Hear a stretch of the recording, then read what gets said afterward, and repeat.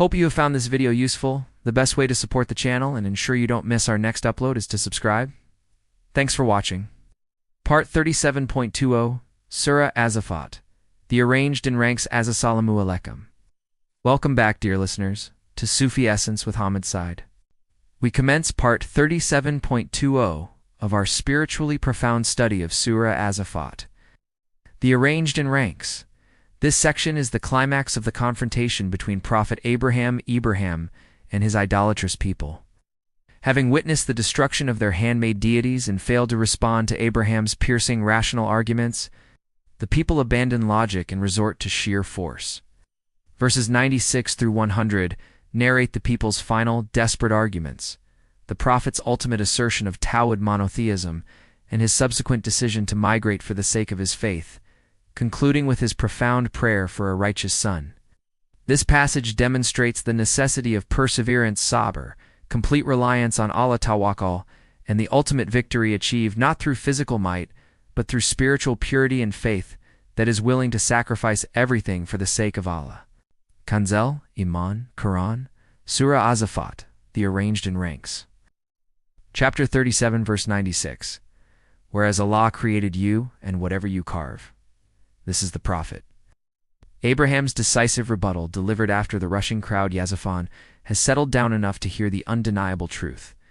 Whereas Allah created you and whatever you carve. Wa'ahu kalakum wa ma tamalun. This verse provides the ultimate, concise argument for Tawhid Arubiyya, oneness of lordship, and Tawhid al-Af'al, oneness of actions. Linguistic analysis of wa ma tamalun. Tamalun means what you do make. Carve in this context, idols. The inclusion of wa arwu kalakapom and Allah created you establishes the foundation. The people themselves are created. The particle wa and then links the creation of the people to the creation of their actions and their products. This asserts that the very energy, material, knowledge, and will used to carve the idols were ultimately created by Allah. The logical absurdity is then complete. The creatures maklakan are worshipping the products of their own created action, mamulan. The use of the divine name Allah explicitly names the true source of creation, contrasting the createdness of the people with the self-subsistence of the divine. Sufi perspective on divine action, Tawhid al-Af'al. This verse is foundational for the Sufi doctrine of Tawhid al-Af'al, oneness of actions. The seeker realizes that every single action, movement, thought, and creation originates from the divine will, irda, and power, kudra, of Allah. The idolater sees their own hand carving the statue. Sklik sees Allah creating the hand, the stone, and the ability to carve. This deep realization annihilates the ego's claim to agency, replacing it with total spiritual surrender tasalb. This is the key to attaining iqlb sincerity, as it means detaching all intention from the self and directing it solely to al-Khaliq, the Creator. The mastery of Tawhid al-Af'al marks the transition from the nafs al-lama, the self-reproaching soul, to the higher stations, as one ceases to blame the self or others and sees only the divine decree. Image illustrating the Sufi concept of Tawhid al-Af'al, oneness of actions. Theological significance of causality. This verse demolishes the concept of independent causation. Nothing in existence, including the most complex human effort, has independent power kudra outside of Allah's creation. This reinforces the names al-Khaliq, the Creator, and al-Briq, the Evolver, stating that all forms and actions are His sole domain. This refutes the idea of naturalism or the randomness of existence. Legal jurisprudential insight. This serves as the ultimate proof, hujjah, against shirk, emphasizing that if the object of worship and the worshipper are both created, the worship is invalid. It legally justifies the use of logical deduction regarding creation in matters of faith, setting an intellectual precedent for aqidah, creed, that emphasizes reliance on rational evidence derived from nature and existence. Hikam, aphoristic interpretation. How can the created boast of the product of their created hand? Every breath, every chisel stroke, is a direct gift from the Creator. The perfection of Tawhid is seeing the Creator in the action of the created. Kanzul Iman. Quran Surah As-Saffat, the arranged in ranks. Chapter 37, verse 97. They said, "Build for him a strong enclosure, then throw him into the blazing fire."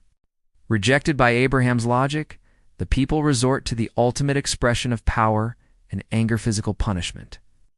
They said, "Build for him a strong enclosure, then throw him into the blazing fire." QL Bian, Lar Banyan, Falku, FL, Ya, M. Linguistic analysis of Banyanan and Yam. Banyanan means a massive, strong, and tall structure, usually for a building, indicating they planned a monumental execution, signifying their hatred for the message of Tawhid.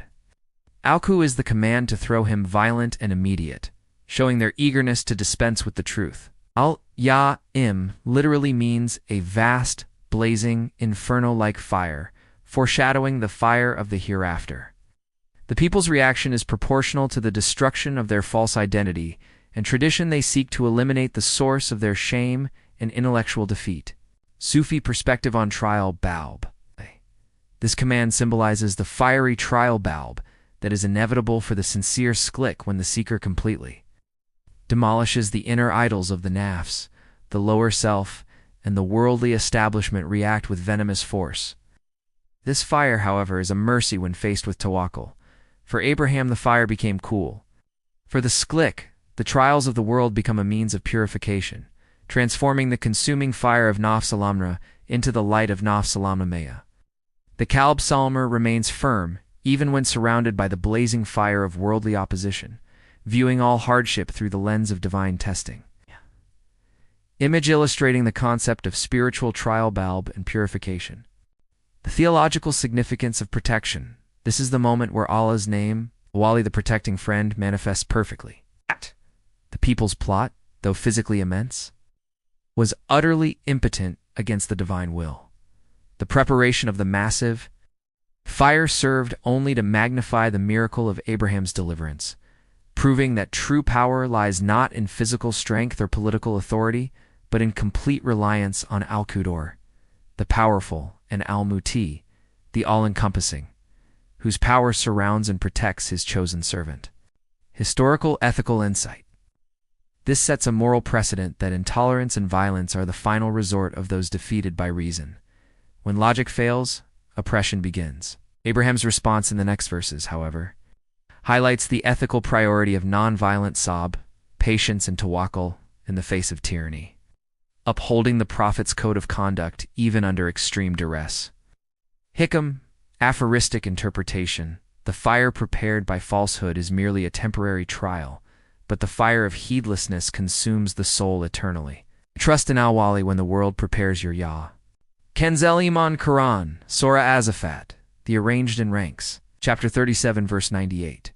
So they desired to harm him, but we made them the lowest ones. The ultimate outcome of their grandiose plot is sealed by divine intervention. So they desired to harm him, but we made them the lowest ones. Farberbek, Caden, Faya, Al-Nahumu, Alasfalk. Linguistic analysis of Caden and Alasafalcon. Caden means a cunning or malicious plot, emphasizing the calculated evil of their intention. The response, Faja al-Nahum Alasafalcon, we made them the lowest ones, is definitive. Alasafalcon means the lowest in status, power, and authority, reflecting humiliation. They sought to elevate their idols and crush the Prophet, but Allah reversed the outcome completely, making the people humiliated and their plot worthless. The use of the plural first-person pronoun we made asserts the absolute authority of the divine decree. Sufi perspective on divine repudiation, IB. This verse provides immense comfort to the sklik. It assures that the conspiracies cade and plots of the envious or heedless cannot ultimately succeed against one who relies wholly on Al-Wakil the trustee. The true lowest ones, Asfalcon, are those whose hearts are spiritually based due to shirk and malice. Though they held worldly power, their spiritual bankruptcy placed them at the very bottom of humanity. This spiritual truth is the source of the seeker's inner tranquility, sakina. The defeat of the plot is an external reflection of the seeker's successful internal defeat of the nafs al-amra. Theological significance of justice. This illustrates Allah's name, Al-Mentakim, the Avenger, and Al-Achim, the All-Wise. The divine justice ensures that the cunning plots of the wicked Cade boomerang back upon them.